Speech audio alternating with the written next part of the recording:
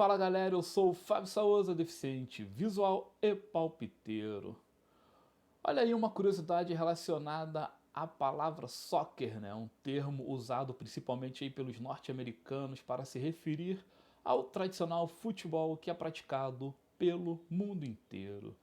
A história da palavra soccer começou lá atrás, ainda nos idos de 1800 e pouquinho mesmo, quando na Inglaterra, né, a pátria-mãe criadora do esporte começou a jogá-lo, né, a jogá-lo, enfim. E ali havia o rugby, né, o rugby que era um esporte bem mais consolidado, né.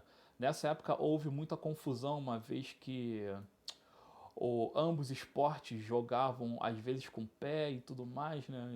E o rugby misturava essa coisa de mãos e pés. E as regras se mesclavam, né? Numa partida de futebol, às vezes entrava uma regra que não fazia parte, e às vezes puxava outra regra, uma regra do rugby. Enfim, era uma verdadeira bagunça, né? Mas claro, a gente tem que entender que eram os primórdios da criação, né? Esportiva no caso, né? Então o que aconteceu?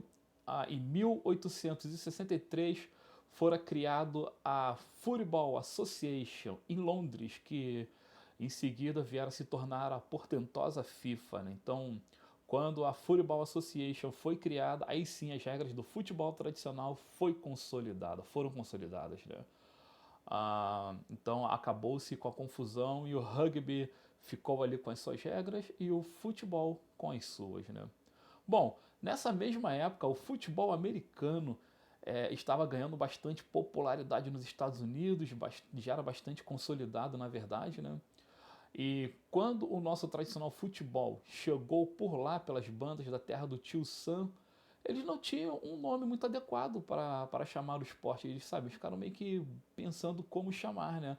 E decidiram não usar a palavra futebol para simplesmente não acontecer o mesmo erro que havia acontecido na Inglaterra. Então, ele, sabe, para não houver ali um conflito com o futebol americano. Então, eles simplesmente passaram a chamar o esporte de como é que é? Association.